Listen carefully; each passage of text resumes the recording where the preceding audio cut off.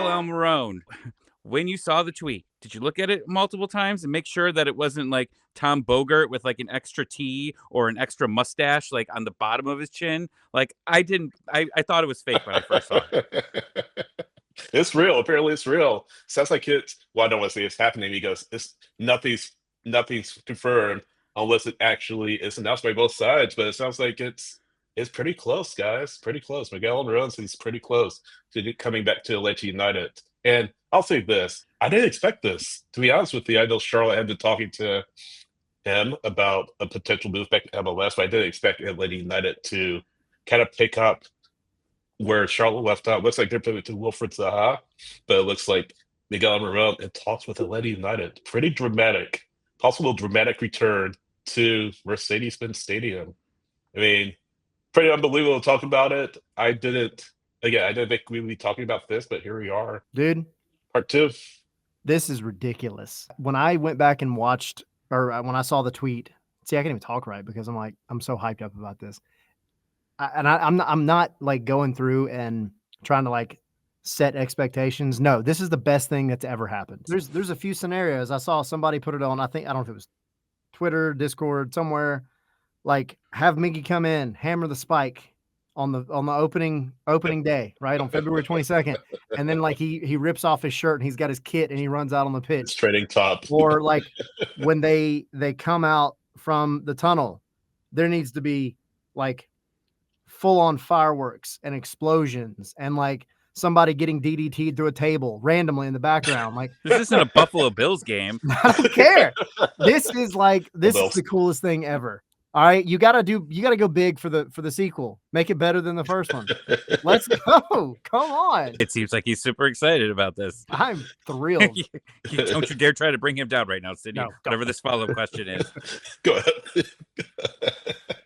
No, but like I said, not many people expected this. He knows MLS. He's one of the best players of all time in MLS in a short period of time. He turned the league upside down in just 2 years here, he and Joseph. It's unfortunate that Atlanta United don't play San Jose in the regular season. It could have happened in the MLS Cup or in Leagues Cup. Watch Atlanta United get drawn in the same group as San Jose. Although I feel like Leagues Cup prefer more geographic matchups, but watch somehow San Jose end up being one team that gets in the same group as Atlanta United do. But obviously big news that really we didn't see coming until Tom reported it, and then Merillo reported it. I should say Tom and Ben Jacobs reported it, Merillo reported it, and then Devin Ornstein, they kind of lead the charge on this story. But it's pretty dramatic. He left an MLS champion, and now he gets to come back. Hopefully, we'll see, to hopefully get this team back to what it was. And we've talked about this numerous times. This team hasn't been what it's been in years, and maybe this is the first step. Last he was with Atlanta United, things ended not great, right? I mean, it was the last-minute transfer to Newcastle. There was obviously some issues. I mean, you had Almiron and Pity Martinez, like, basically there at the same time, right? And that's how like last minute this was. And there was talks about the agent being upset with Atlanta United, and we just never thought that would happen again, because obviously I mean, Carlos Bocanegra was a big part of that, right? He was upset with it. Those guys are gone now. It's Henderson and Garth Lagerwey. So him coming home here and having these conversations, it's not like you're arguing with those people, right? It's new guys, and they come on home. They're not here anymore. For a long time, really, since Garth took over, it was like, always that vibe of 2017, 2018. And I think the farther we got away from it, the more people kind of like accepted that like that was a really, really difficult thing to capture in a bottle. And nobody's saying like just because Miggy comes back that like he's going to have a guy that he's doing the fusion celebration with and stuff like that. Like, right. This is Miggy 2.0, right? 3.0, I guess. But like, if there were any player to come back and realistically make a difference in this team, Jürgen it was never. Huh? Jürgen Damm. It was never going to be Jürgen Damm. It was never going to be Joseph. it was, I mean, the only other name I could throw out there realistically was Tito Villalba, because Yeah. I mean, he's still playing well. He's still playing the game, right? But Miggy, that's like the chosen one. And it's not even just about what he can bring on the field. Like, he's still out there running around like an ostrich, taking people out left and right. Like, he hasn't lost that much of a step. But also, this is one of the best PR moves that an MLS club has had in a long time. Like, I get Messi in Miami. You can't top that. Whatever. This guy is a legend in Atlanta. In the short history of Atlanta, Joseph and Miggy are the two, right? And Brad's still here. But this is like one of the coolest potential reunions that you could have asked for this year. Because it's not, you're not just doing it for the vibes. You get the vibes out of it, but this dude's still a legitimately like way above average player. And we're not far removed from, us even having analysts, MLS analysts and people on here referring to Miggy when he left as the best player MLS has ever seen. This is before Messi, by the way, but still. It's just it's a big deal, man. And be excited. Like, hopefully he comes back and tears it up. But right now, be excited about it. Be thrilled about it. This is cool. It's really cool that they're going for Almiron again. I think it's just funny after this whole, the saga that he had with Charlotte that was going on from like last summer, and nothing happened. And then finally it's like, okay, well, now they're moving to Wilfred Zaha. Oh, wait, so Atlanta United now wants Miggy back. I think that's just a funny thing. And the fact that rumor came out today, it went from like negotiations aren't advanced to negotiations are advanced to this could get done in like a couple days. That's like they are speed running this. They want like this Almiron. rapidly evolving thing, right? It's running about as fast as Almiron does.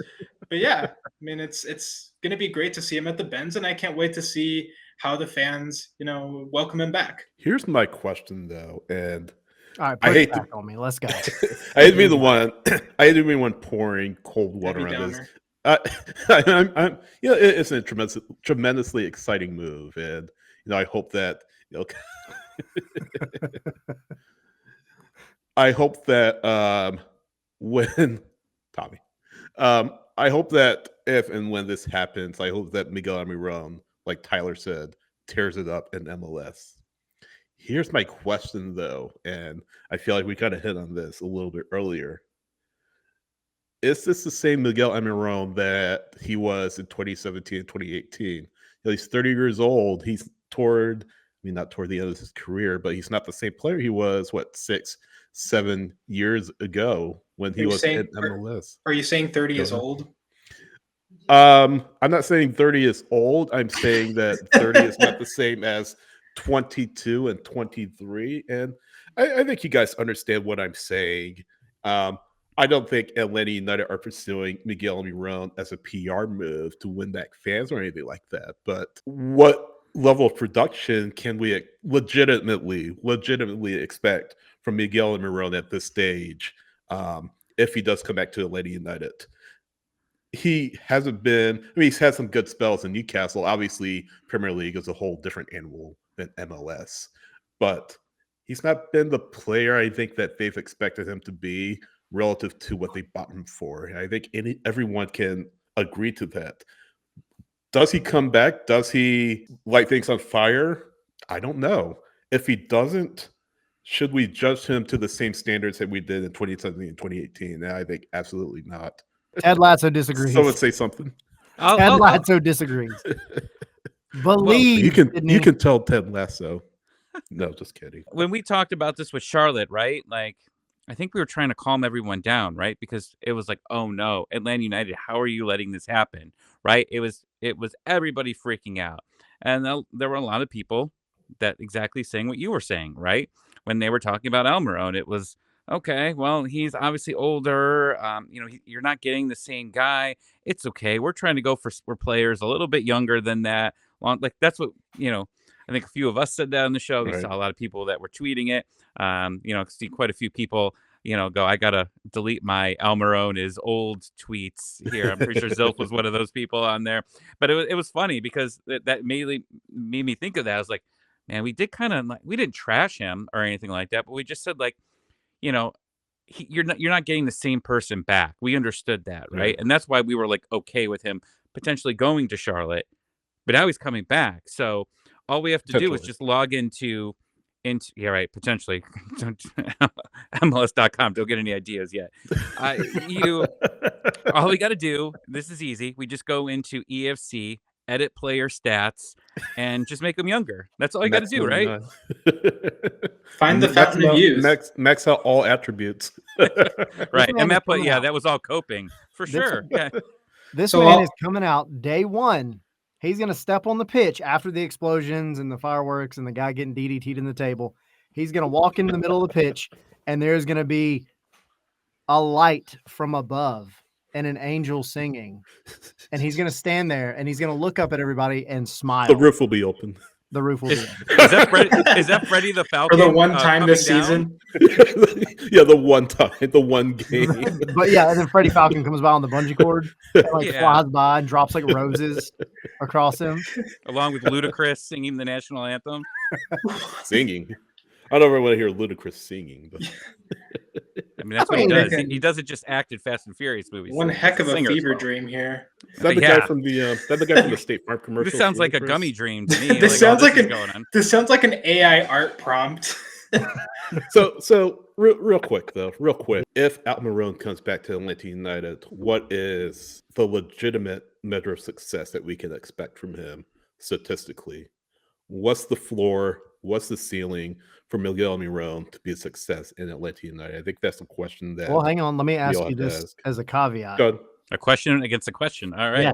Oh, Question and questions. What would have been realistic to estimate his goals and assists in 2017 and 2018 before he all of a sudden magically developed this thing with Joseph Martinez? well, that's different though because he's just coming into the league. I mean, that's a different situation. I mean, he was right? still playing soccer before. I mean, and now he's coming in Yeah. with a guy that, I mean, we know is a legitimate. Again, if this happens with Latte Lath, he's a developed goal scorer. He's a guy that can do the job.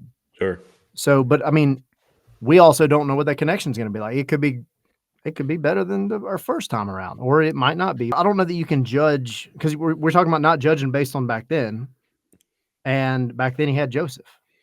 Yeah. Now he doesn't have Joseph. He's going to have somebody else up front. That being said, 10-10, easy. 10-10, you say? Yep. I don't know. 10. I'm gonna kind of ruminate on that for a little bit. I don't know if Tommy or Henry want to chime in on this, like statistical expectations for Miguel Almiron in 2025 if he comes back. I have to go back and look at his numbers from Atlanta. I know in the 2 seasons it was something like 22 goals, Yeah, 20 assists, something like that. So yeah, I think. Look, I know he's 30. I know this is like 6 years after, but it's not like the dude's on like crutches or anything. He still has his pace. He still has quality. I think, he could still ball at the MLS level. I would say it's reasonable to expect him to have, I'd say 10 goals, 10 assists sounds about right for him. And I'll say this. Look, I don't think, like you guys mentioned, I don't think this is Atlanta United caved to the fan pressure and was like, oh, we're doing this as a PR move. It's like, no, I definitely don't think it's that. That's an added benefit. Dude, Garth and Chris Henderson have had months to look for right. the right winger, to look for the right striker, to make sure that, the guys that they're going for and making offers for are the right guys for this team to be competitive, not in 2026 or 2027, but like now, 2025. So if they are going after Miguel Almiron and submitting the reported, $10 million offer for him, then I think they expect him to be a DP level player, a player that will contribute to the team. Yes, 30 is right on the edge of what Garth likes for his DPs, which is, prime age. Like that is, you're about to leave that age range that he likes. But if they're going after him, to me, it signals that they think that he can get the job done, that he can still ball at this level, and that he can still, come back to the league and be an elite chance creator, which is kind of what they need. I would say 8 and 10, somewhere around there. Maybe a few more assists. I mean, look, the hope here is that this is one of the most dominant scoring teams out there, right? I mean, Ronnie said he wants to score, right? He wants to attack, attack, attack, and that's great. How does all this come together, and how quickly does it come together? I mean, that's the big question. I'm interested to see how this all like trying to like just picture all of this, like putting all the parts in here and how this offense flows. I don't think, I'd say 10 would be great for sure here, but a lot of it's can be distributing, right? So, if it's 8 and 12, I'm more than fine with that. I'd say, a total of 20, somehow, right? Of goal totaling, goals and assists. However way you get it, I think it would be great for sure. Can I ask a quick question to you guys? So Yes. Miguel Almiron comes into Atlanta United, comes into MLS right now. He is. Do you agree? He is a top 10 winger in this league. Absolutely. Absolutely. Okay. Top Okay. Now let me ask you Three, this: easy. top five. No. Top Top five. three, easy. Top 3. Top Top. five. Yes. Come on. Top 5 wingers. Top 3 Say it, Sydney. is the answer. Yes or no? Top 10. Top 5 is a stretch. Top 5 is a stretch. Okay, so who are Who your are top the 5 other wingers in 4? MLS right now? Go. Well, I don't know if I can sit down and name all 5 right No, now. I want a name. Give me. Top 3, easy. Oh my God, sit here. We'll circle back. I'm We'll the circle one back. that always marches off. We'll circle back. I screwed up. Top 3. No, but okay, so you wait. think he's top 10 but not top 5. Right. I mean, maybe Laura and top 10. Gotcha. Like I mean- closer to the 1. I mean, that's your opinion. But let me chime in real quick on the original question. What the stats will be for Miggy in 2025. I know you guys are saying maybe 10 and 10 or something along those lines. I don't know if I'm ready to have that discussion completely about 10 and 10. I mean, I feel like 8 and 8 or something like that. Something along those lines will be a success. You're not looking to be a primary goal scorer at that wing spot. That's what you have your striker for. So if he can create wherever he plays, I think he has a good shot at maybe 8 and 8. 10, I can be convinced that he could have 10 assists or more. I don't know really if he'll have double-digit goals again in MLS, but that depends on Ronnie Dyla, how he wants to play things at that wing spot or wherever he decides to play. Miguel Almiron, that's another thing we have to discuss. Where does he play? Do you move him to the wing? Do you move Saga out to the left? Do you keep Miranchuk in the middle? Or do you move Miranchuk in the middle or move Miranchuk to the wing and put Miggy at the number 10? So that's another discussion we have to have. I really, what I actually really like about this, because I mean, obviously we knew we were going to sign another winger, and we weren't. Last week, we're kind of thinking things are really quiet here, right? We got a lot of striker talk. We don't have a lot of winger talk.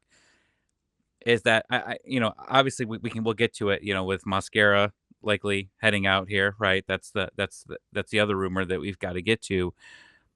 But if we keep Silva, I think that Silva's, one, obviously keeping him healthy. But I love him in the Mosquera type role, coming in late. And I mean, obviously we've seen that this season, right? While hasn't been 100% healthy, him coming in late to, possibly replace him and Almiron later in the game.